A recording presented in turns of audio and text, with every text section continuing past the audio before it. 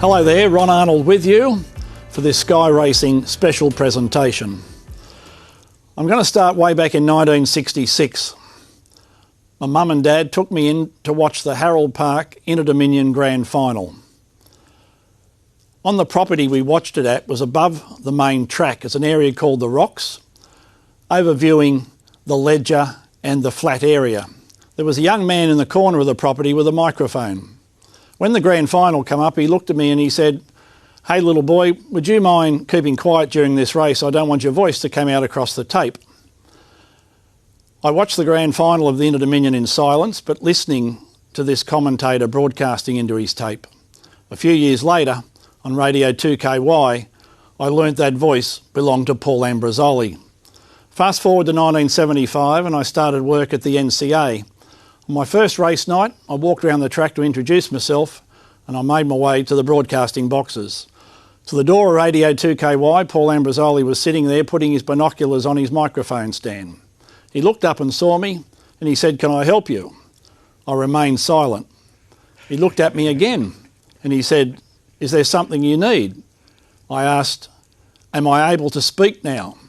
Paul spun around on his chair perplexed. I introduced myself, revisited 1966, we shook hands and we've talked regularly for the next 50 years. Hello, Paul Ambrosoli. We've been friends for a long time, my friend, and it's really good to be with you and good to be with everybody out there too along the way. Excellent. We've done plenty of things together, but never anything of this nature. So it's very gratifying to be here with you, mate. It is excellent. I've looked just at a life in racing. How long have we got? Exactly right. People have mentioned that. All right, I'm going to move on quickly.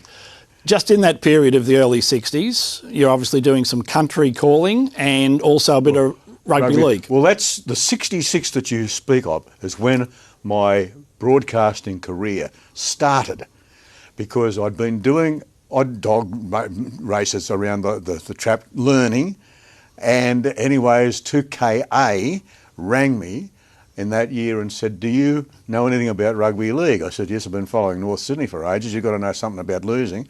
So anyway, turned around and he said, "Can you do the grand final for us between Penrith and Wentworthville?" So I did the 66 grand final, which Penrith won, and consequently elevated themselves into what we now know as the First Division. And I was calling the rugby league for 2KA for about 3 years, and then at that time they took me over because they wanted me to do the dogs for them. So I did the dogs full time. I was doing the football. Then 2SM took over 2KA. Found out that the bloke that was calling the football was working for 2KY, so I got the sack.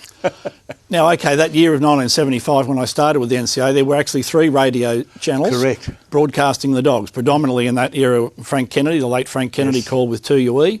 Ray Warren was doing the 2GB, yes, and between yourself and sometimes Ray Conroy was doing the greyhounds. Ian Craig had moved across to the thoroughbreds about that, yes, time.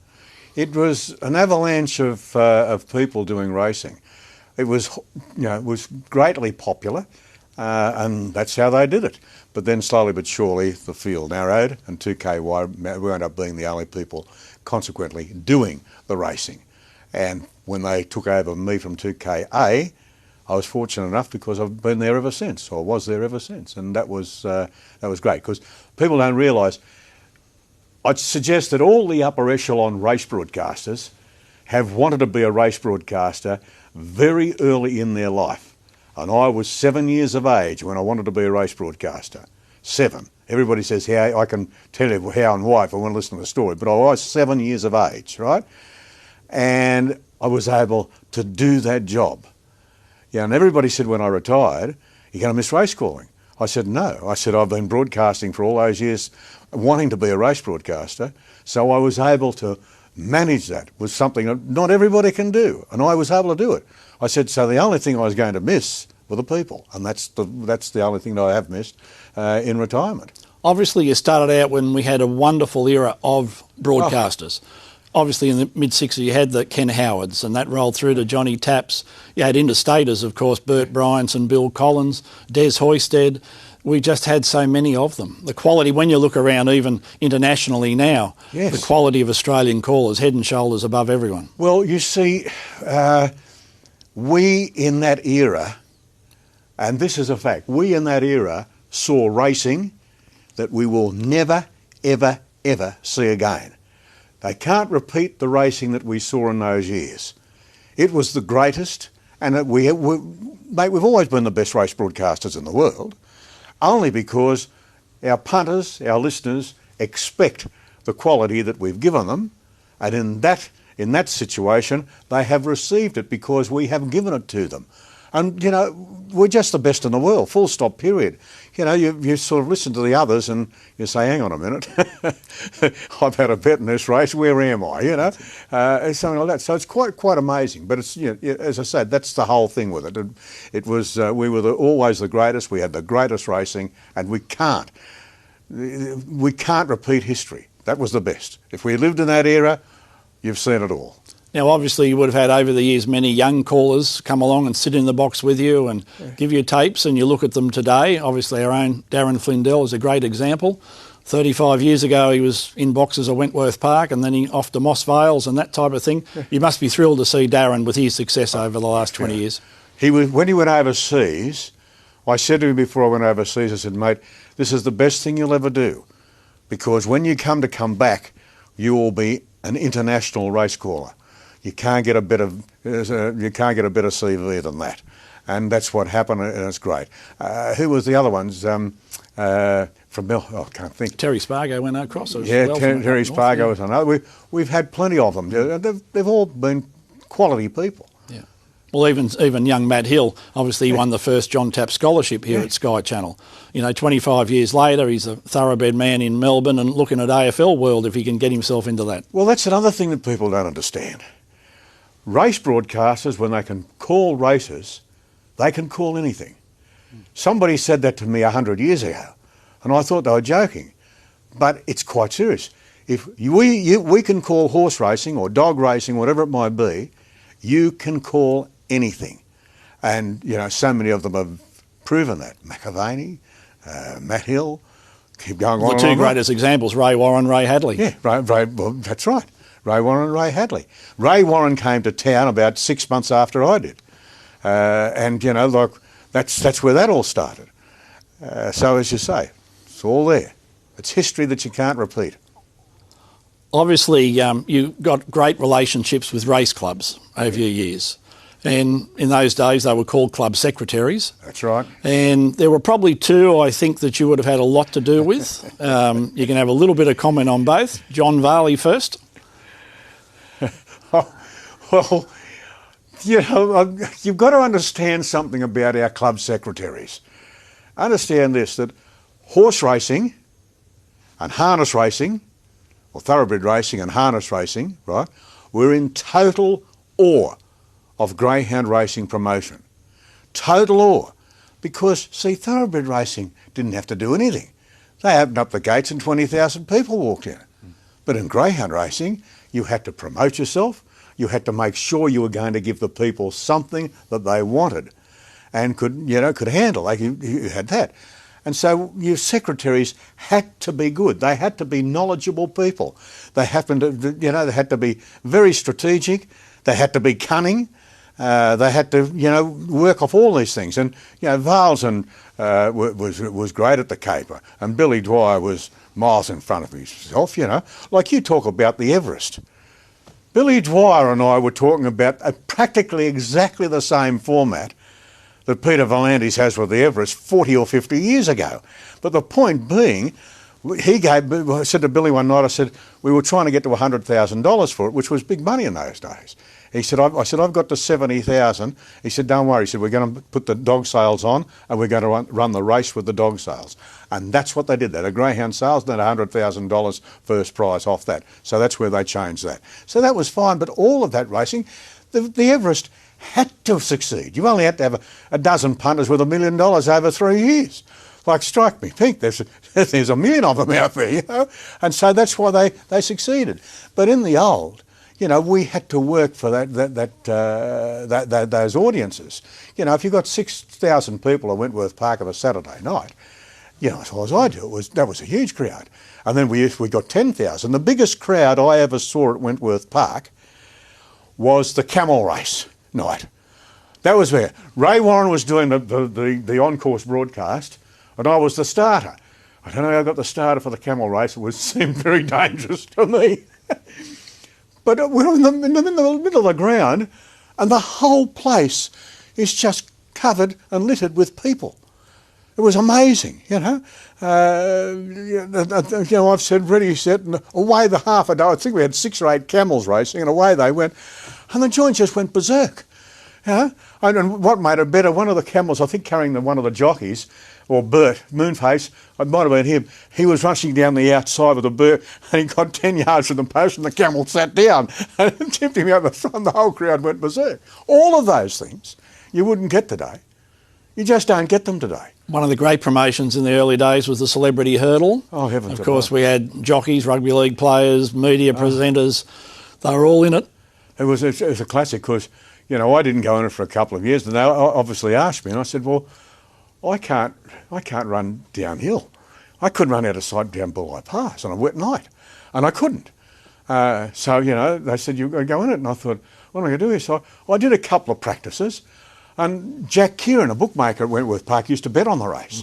I didn't back myself because I had no hope. So anyways, he turned around, he let him on and everything else, and the celebrity hurdle came around. What the celebrity hurdle was, all the journalists and the people in media lined up to run on a hurdle around Wentworth Park, basically one circuit of Wentworth Park.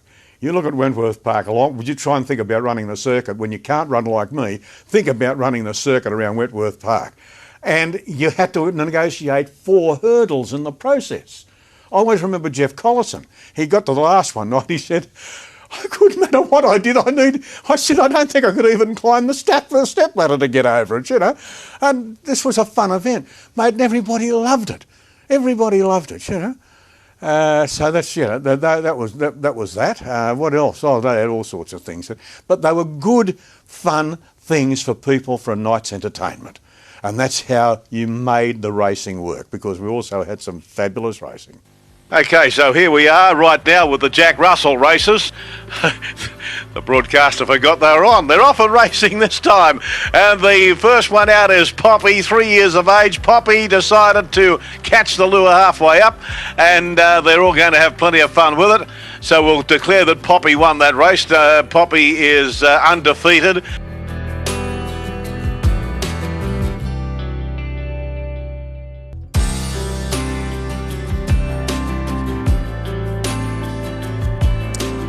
Of course, with Paul Ambrosoli for many, many years, and I know I was fortunate to do a few functions with Paul, behind the stage was Pat Ambrosoli. Would you probably be sitting there today without Pat Ambrosoli in your life? No. I mean, we were married for 51 years. And it wasn't because of me, it was because of her. We were married for the 51 years, you know. But the thing being that you've always got to have a backstop in your life. But, you know, she was fantastic. She taught me so much about greyhound racing, it wasn't funny. Because the only thing I knew about racing and greyhound racing was losing my money betting on it. And then, you know, we ended up getting dogs ourselves. And, of course, the racing greyhound is without a doubt, the best canine in the world. Well, the Australian one is.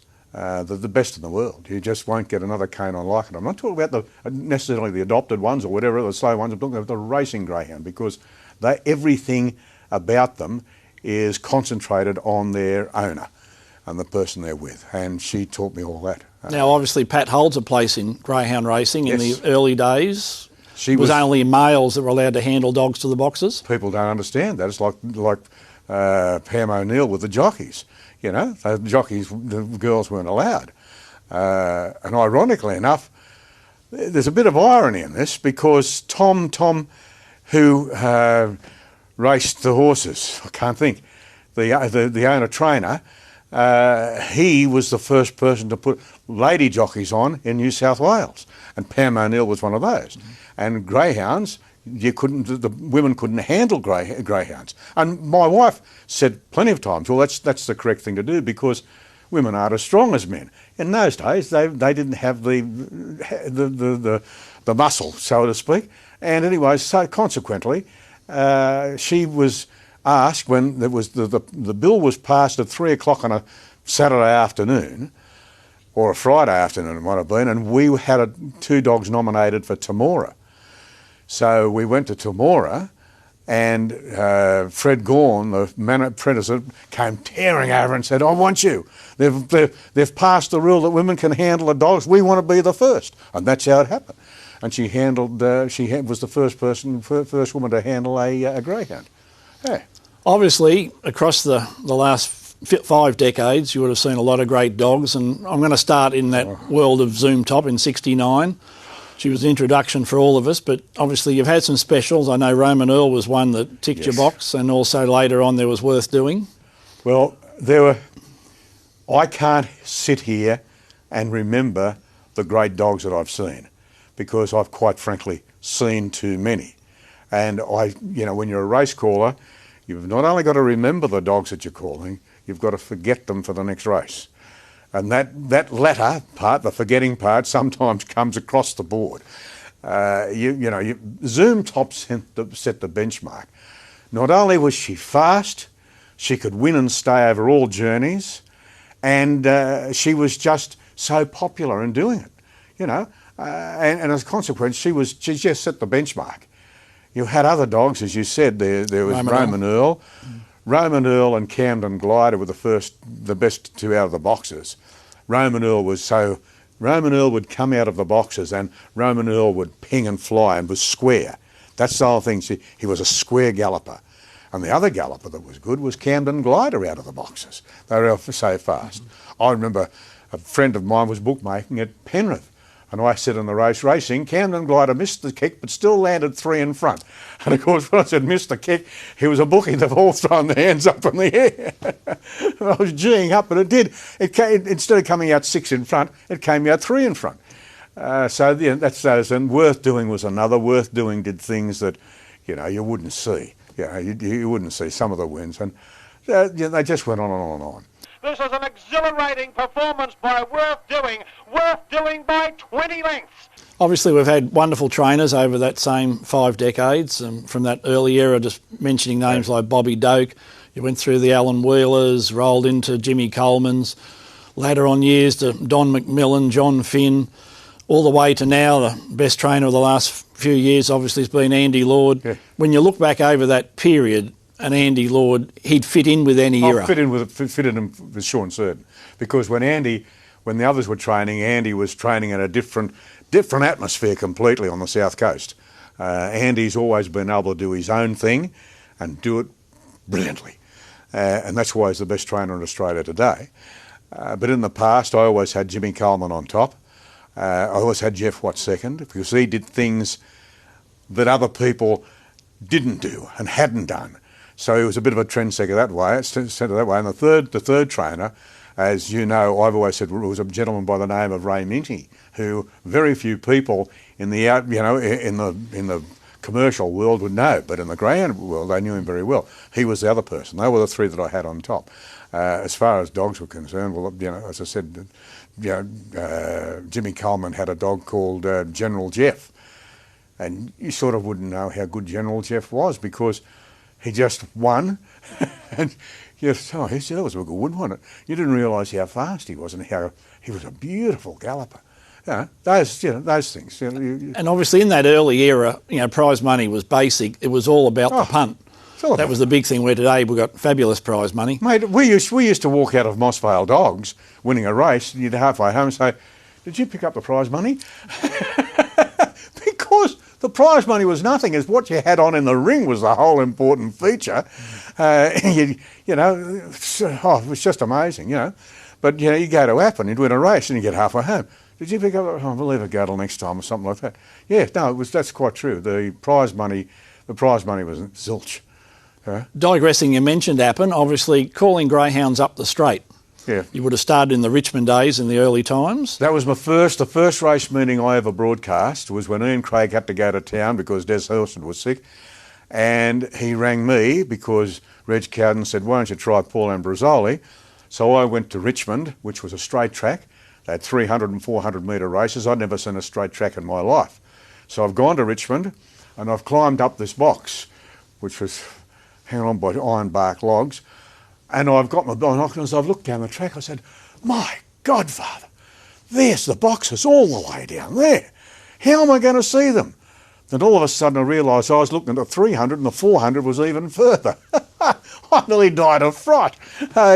So, you know, those things, yeah, you remember. And then that was my first call of a straight track meeting, but straight track greyhound racing behind the drag lure is my absolutely favourite form of racing. Straight track racing for greyhounds behind the drag. On the arm, don't even ask me what I think about the arm, greyhounds running up the straight with an arm, tearing up the left-hand side. Don't even ask me about that. But behind the drag is my favourite form of racing, outside of hurdle racing for thoroughbreds. I love hurdle racing and have done, that's been it. Cut in, cut out, that's the end of the section.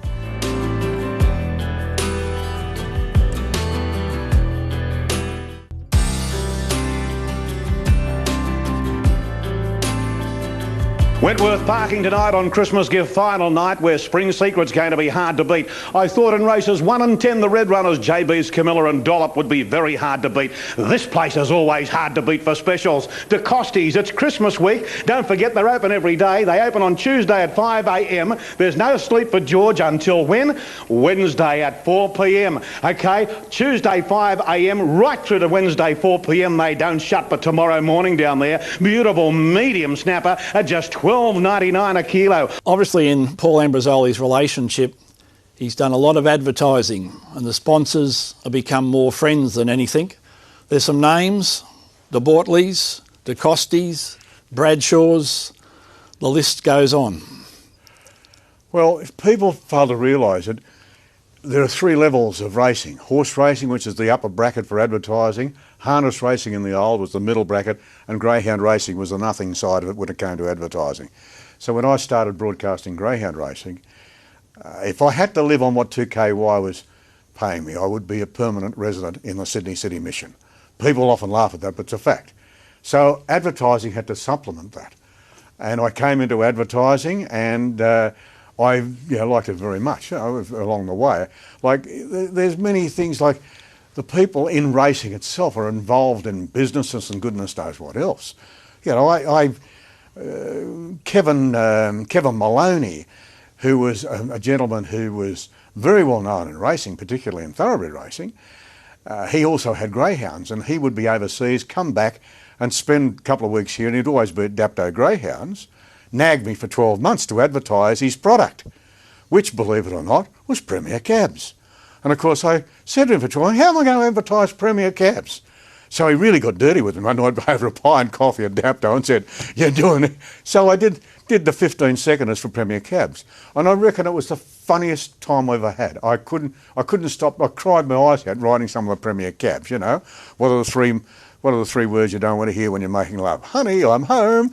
When you need a quick getaway, call from Premier Cabs. Things like that, you know. Which was excellent. And that's why I became involved in advertising. But I never advertise anything that I haven't used, I don't know, and don't approve of. And I've maintained that status quo from the word go. Now, obviously, as you got towards the back end of your career, there was a couple of family moments and special moments that would stay in your mind. Oh, yeah. September 2013, it's Golden Rose Day at the races. Yeah. And there's a rider for the first time in metropolitan Sydney on a horse called Footy Fan, and granddaughter Claire's there, and I remember looking at yourself and Pat. Yeah. You were a bit nervous, and the result was amazing. Tommy Sewell was the gentleman I was trying to think earlier on, and Tommy he owned the Footy Fan. He was responsible for putting her on because he'd put Pam O'Neill on in years gone by. And I said to Claire, we've been all around the place, you've been all here, there and everywhere, you've got special permission to ride in this race today. That's very difficult, they know what you've done. So I said, you can only do it once. You can only have your first Metropolitan ride and ride a winner. You know, and she said, sorry, oh, okay, don't worry. You know, so off she's got and she's won the race. And I remember, viewers, to be honest, I saw Paul about 5 minutes after the race, and it's the first time I've seen him cry. He was over near the roses of the home straight, and it had got to him. It was a very special moment. A bit like it was all but 12 months later, July of 2014, when you decided to put down the binoculars. Yeah, well, You know, I wasn't. Wouldn't worry me. As I said, I'd done what I wanted to do as a kid, and I'd had that life doing what I wanted to do. Not very many people can get that. And so when we hung up the binoculars, well, that had to come. The boss said, you know, what are you going to do? I said, okay, we'll cut it there. I've had a good life, and that's what I did. Obviously, this week we've got the Golden Easter Egg, yes, and a race in your honour, the Ambrosoli. That's something you're very proud of? I'm proud of three things. I like that. Yourself, where they have the Ron Arnold Masters, the Jeff Collison with the feature race there, and the Ambrosoli alongside of the Easter Egg. Recognising three people who have done so much behind the scenes that this is an excellent way to repay them. It really is. And so it is. It's very good. You know, I've had a few things. Helping organising the Canamble Carnival for 30 years was another thing that sort of grabs you, because they're the things that you work for and you enjoyed thoroughly. So yes, it's very emotional. They're about to move in for the final event. Queen Esther is the inside runner. The starter Mick is about to call them up. Right, a green light is through to the control tower. The buddy is set in motion. This is the final event out of Wentworth Park. The Thanks PA Stakes. Thank you all. Set and ready. Racing. First away on the inside, Queen Esther. Avondale Zena got out beautifully. Ritza Ray to the inside. Moving up is Lacey Lowest on the outside as they go into the first turn. Further back was Zola Icon. Take it all in a city. And the tail ender was Avondale Amore. Down the back, the leader, Queen Esther. Ritza Ray to the inside, challenging 2 lengths away, Avondale Zena. They will follow next as they come to the corner by Zola Icon and Lacey Lois around the turn. Queen Esther is the front runner. In second place, Ritza Ray. It can't do any better. And the Red's going to win the last. The favourites home. And Queen Esther scores by 4. Second is Ritza Ray. Third in the event, Avondale Zena, followed by Lacey Lois. Next up on the run, Zola Icon in a city, and Take It All was one of the tail enders with Avondale Amore. That being Paul Ambrosoli's last call. It featured on many of the YouTubes and Googles, and off the back of that many people have written comments. The comments all have the one theme: simply the best of the best, and there'll never be another. I thought of a few words to try to finish up this interview, but the best two that I could just come up with are very simple, but in the right context they mean so much. Paul Ambrosoli, from thousands of your listeners and people that you have entertained, thank you. That's the best thing you could ever say. Thank you very much.